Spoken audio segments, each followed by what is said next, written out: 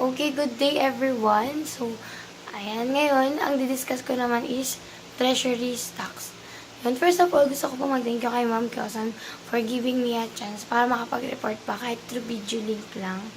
Ayun. So, thank you Ma'am for sa maraming chance. Ayan, sana ma-exempted ako and sana magka-plus ako. Okay, so, kanina nagsisearch ako kung ano yung treasury stocks or pinag-aaralan ko yung handout na binigay sa akin. Yan. So, meron akong gustong ipanood sa inyo para mas maintindihan natin. Ito kasi yung mas nakatulong sa akin para mas maintindihan natin kung ano yung treasury stocks. So, ito. Treasury stock is a company's own stock that it holds in its treasury for later use. Often, a company purchases its treasury stock on the open market. Treasury stock may also exist because the issuing company did not sell all of its outstanding shares,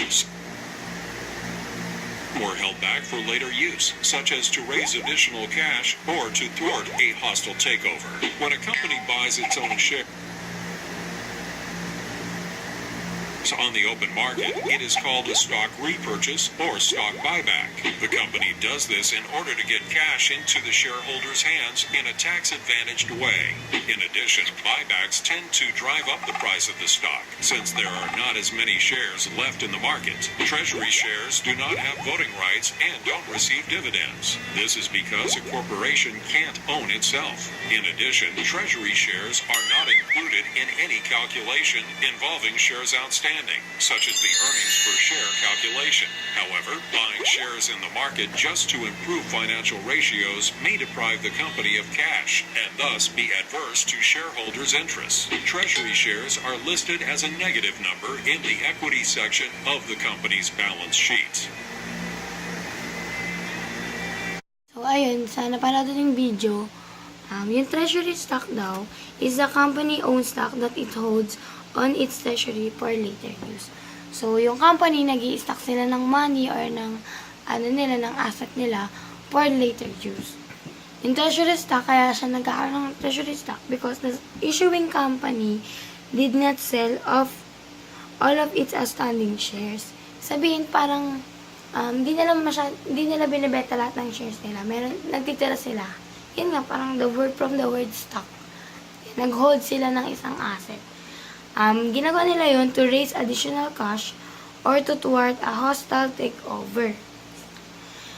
Treasury shares did not have voting rights or don't receive dividends.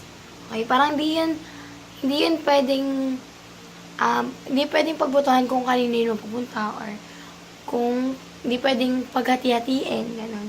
Kasi because a corporation can't own itself.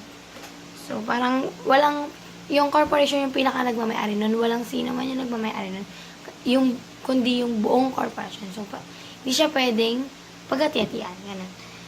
Then, yung treasury stock listed as a negative on a company balance sheet.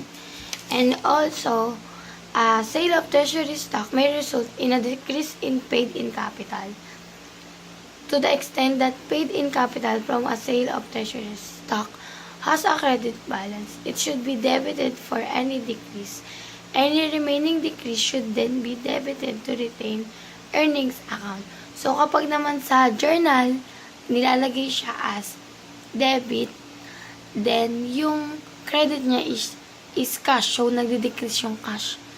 So, para naman magtali, ginagawang debited naman yung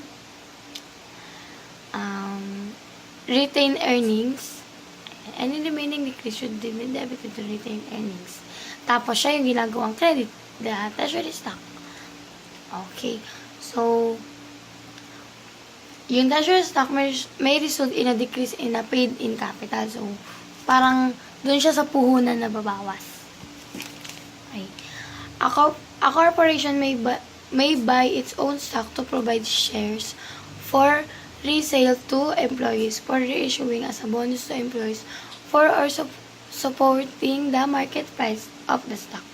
Such stock that a corporation has one issued and then reacquires is called treasury stock.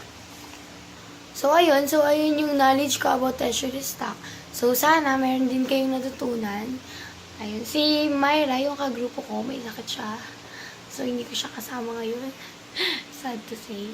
Ayun. Again, thank you very much.